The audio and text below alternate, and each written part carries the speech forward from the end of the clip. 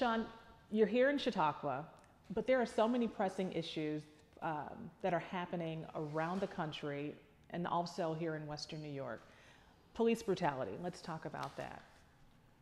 It's real. Yeah, well, you know, some people still don't believe it's real. And I think in some ways, in part because of social media and how people even digest their news, we can have alternate Americas where some of us live in one stream where we hear the stories, we see them, or we've even experienced it ourselves. And so police brutality for some of us is not a new story, but is a real present reality.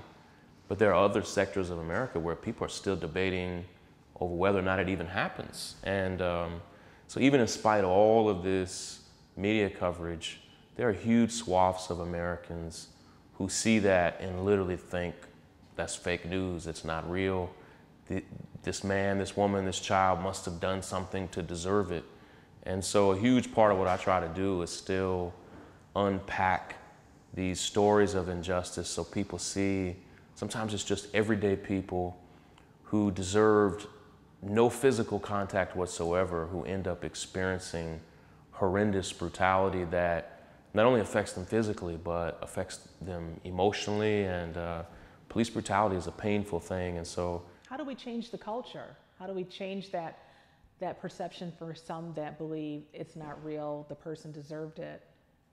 How do we change? Well, some of it is just telling real human stories. Like, it can't be just a tweet or a Facebook post. Like, even with what local media is able to do to tell the human side of what it's like to experience it, to humanize victims of any type of injustice goes really far.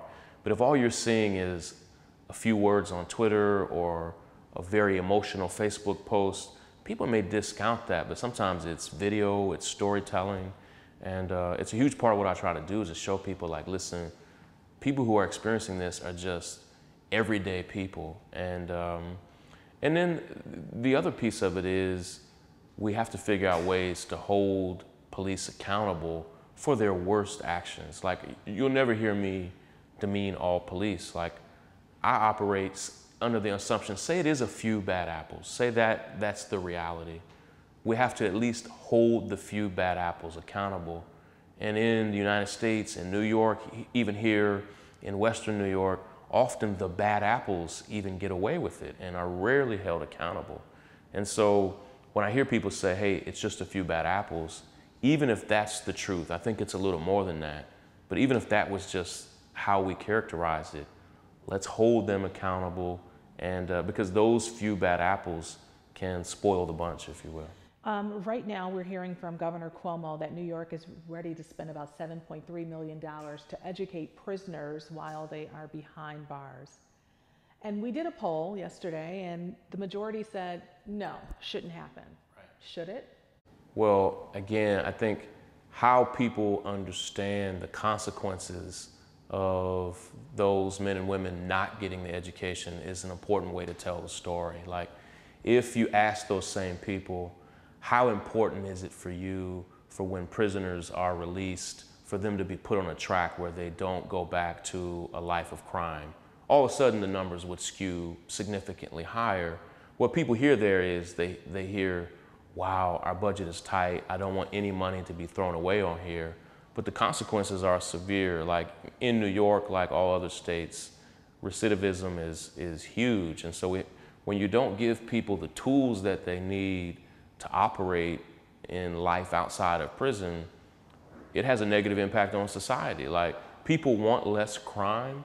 This is just one of those many ways to help lower crime.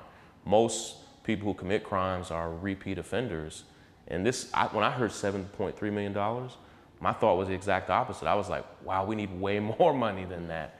It's not a lot of money. And when we talk about the number of people in prison in this state, it's just a small investment to help make sure people have the tools they need. And I know your time is tight. Let me just ask one more question regarding racism. We know about racism in America, but then we have cities like Buffalo. I don't know how much you've studied up on Buffalo.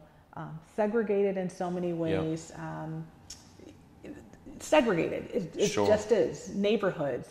An African-American mayor who is running for another term, but now you're starting to hear from people in his neighborhood say, maybe it's time for a change.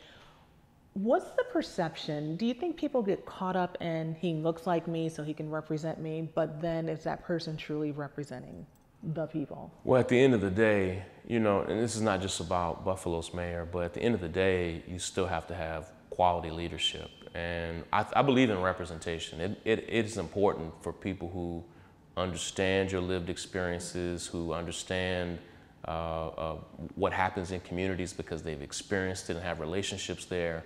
We need people who look like all of America in all forms of government, but they still have to be quality leaders. They still have to be capable and competent. Leadership is difficult, and so sometimes when we elect leaders based on ideas, we then elect them and then find out, you know, the person may not have the capacity that we thought they would. But so representation matters, but the quality has to be there as well. Any other comments you want to send out to the people of Buffalo who are seeing you really for the first time after hearing your voice? Well, I actually love Buffalo. I have so many of my friends who went to Morehouse who are from Buffalo, and I lived in Atlanta for most of my adult life, and so there's a huge community of people I know who always are coming back and forth from Atlanta to Buffalo. So I actually spent a few weeks in and around Buffalo earlier this summer, so it was cool. So hope to come back through.